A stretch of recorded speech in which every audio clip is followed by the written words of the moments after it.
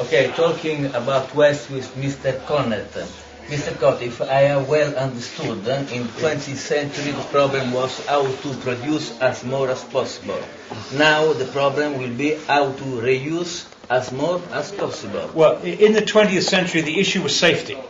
So people were designing landfills and incinerators with ever better control devices. I'm saying that in the 21st century, the issue is not safety as much as sustainability.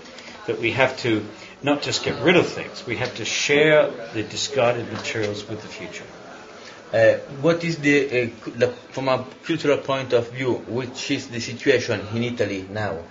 Well, Italy is poised. There are very bad things happening in Italy, particularly because the government has subsidized incinerators, which are completely unsustainable. Even if they were safe, you would never make them sensible. It simply doesn't make sense to spend so much money destroying resources, huge amounts of money, very few jobs, bad for the local economy, and definitely bad for the planet.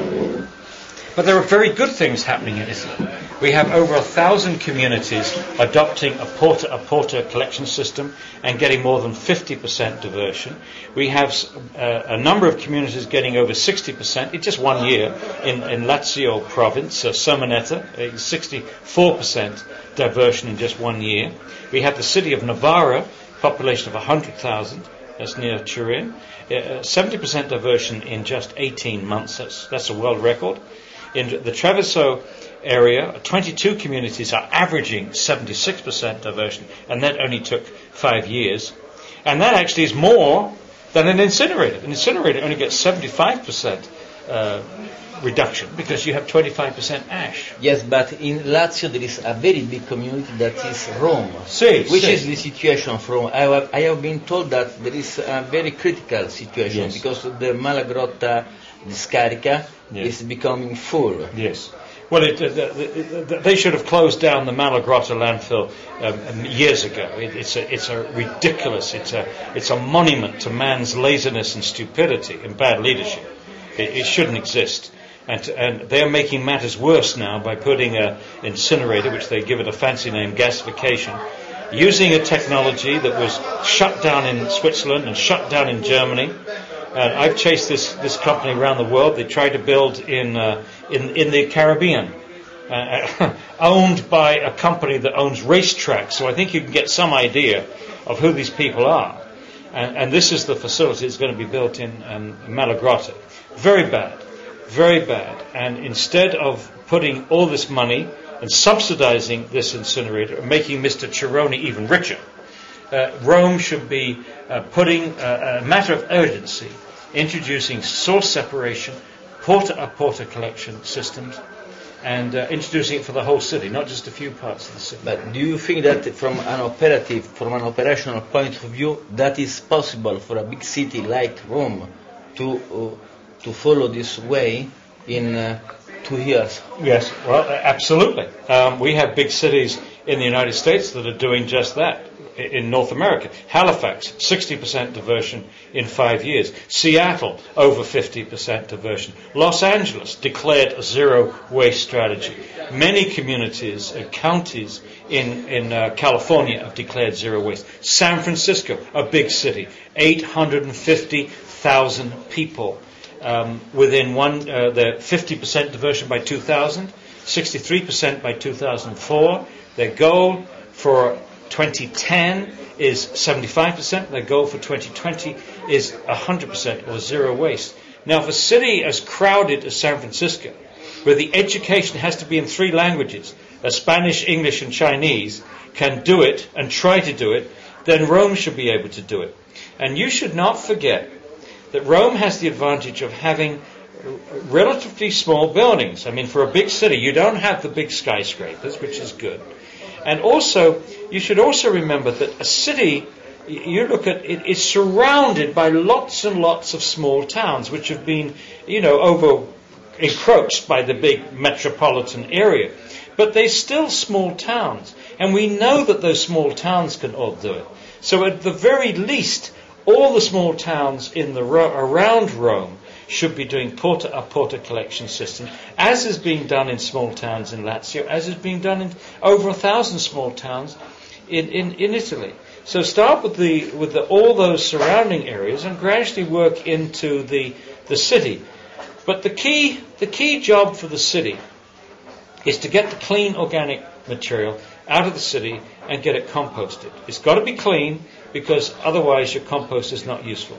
Get it out of the city to the compost area, work with the farmers to produce a compost which can be used for agriculture. That's what San Francisco is doing.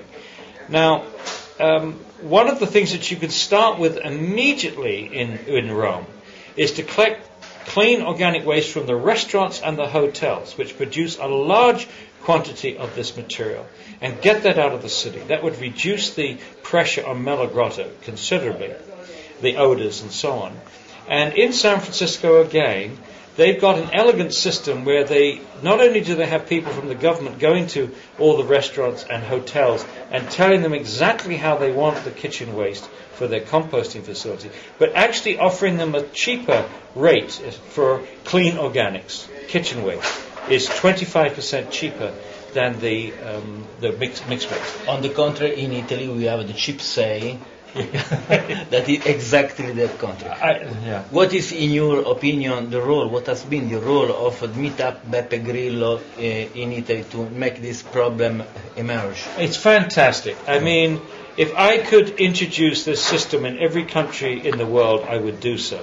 To have 600 meetup groups of young, enthusiastic people, professional, not coming at it from any political agenda, but coming at it from a problem position. What are we going to do about energy? What are we going to do about waste? What are we going to doing about this? Thinking of their community, thinking of larger issues than just themselves, working together.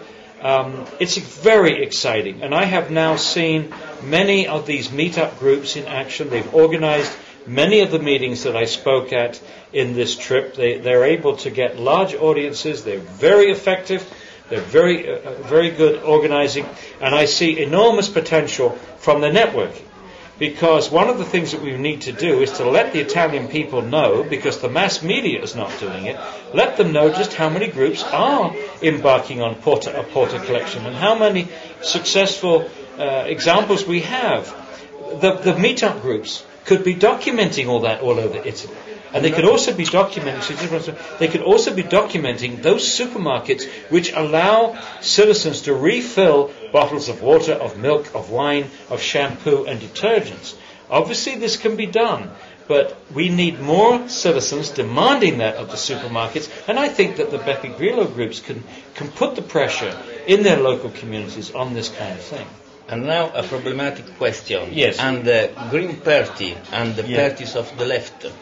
What has been their role, in your opinion, for what you know about Italian situation? Well, I've been extraordinary. I don't think it should be called a Green Party. I think it should be called a Rainbow Party. I think you've got every colour in the rainbow in the Green Party, every position imaginable, and I just think it's amazing that a politician can call himself green and advocate incineration, which some of them do. It's just extraordinary, it's stupid, and just change the name. Change it from the Green Party to the Brown Party, then everybody would be happy. Then we would know it's a Brown Party, okay?